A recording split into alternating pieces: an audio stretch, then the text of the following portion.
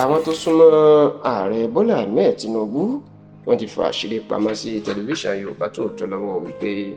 inú bàbá náà kò dùn sí olórí oko ìpínlẹ̀ Èkó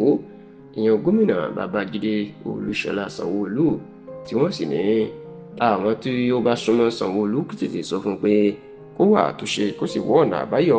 láàrin wọn àti bàbá àṣálẹ̀ ìyẹn Bọ́lá Tinubu nítorí pé inú ẹ̀ kò dùn sí rárá àti rárá. Ǹjẹ́ kí ló ń bí Tinubu nínú sí gómìnà Babájídé Sanwó-Olú kí ló sì dé tí wọ́n fi ní kí Sanwó-Olú kó lọ tún àárín òun àti Tinubu ṣe? Ó mà ní rògbòdìyàn tó ṣẹlẹ̀ láìpẹ́ yìí ní ilé ìgbìmọ̀ asòfin ìpínlẹ̀ Èkó níbi tí wọ́n ti yọ abẹnugan wọn nípò ọ̀nàrẹ́bù Mudashiru Ajayi Obasa kó tó di pé Tinubu lo agbára tó dá padà sípò pẹ̀lú agídí. Lẹ́yìn tí pé lọ́jọ́ 13 oṣù kìíní ọdún 2025 ìní ariwo ńlá mà sọ láti ìpínlẹ̀ Èkó nígbà táwọn aṣòfin bíi 36 Lagos State House of Assembly members tí wọ́n yọ Obasa nípò abẹnugan wọn lásìkò tó lọ fún ìsinmi ní ìlú Atlanta, Georgia lórílẹ̀‐èdè United States of America. Ọ̀rọ̀ yìí ló sì di wàhálà nítorí pé bí Obasa bó ṣe padà sí Nàìjíríà ló yarí pé kò sẹ́ni tó lè gba ipò lọ́wọ́ òun tó fagídé padà sílé ìgbìmọ̀ asòfin ìpínlẹ̀ Èkó. Ọ̀rọ̀ yìí ló máa di rògbòdìyàn ńlá tí wọn ò rí yanjú kó tó jẹ́ pé tó di pé Tinubu ó pàṣẹ láti Èkó pé wọ́n gbọ́dọ̀ dá Obasa padà. Bẹ́ẹ̀ ni kí ẹni tá fi rọ́pò ẹ̀ tó jẹ́ igbákejì ẹ̀ tẹ́lẹ̀ ọ̀nàrẹ́bù Mojísọ́lá Miranda kó náà padà sí ipò igbákejì abẹnugan lẹ́yìn tí àwọn aṣòfin tó sì mú ọ̀rọ̀ náà ṣe ẹni Tinubu pè wọ́n lọ́sẹ̀ tó kọjá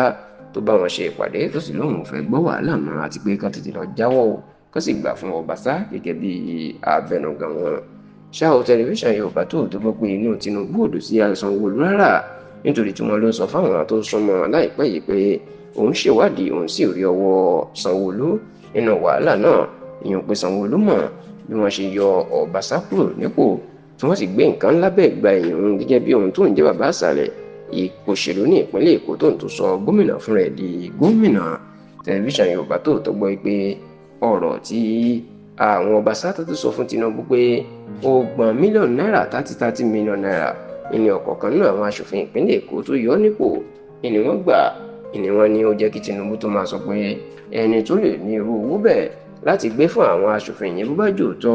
òun náà ní Sanwó-Olú. Gbogbo eléyìí náà ni kò jẹ́ kí inú Tinubu kó dùn sí Sanwó-Olú rárá wípé ó mọ̀ sí bí wọ́n ṣe ń yọ odidi ẹnì kẹta ní ìpínlẹ̀ Èkó láì jẹ́ kóun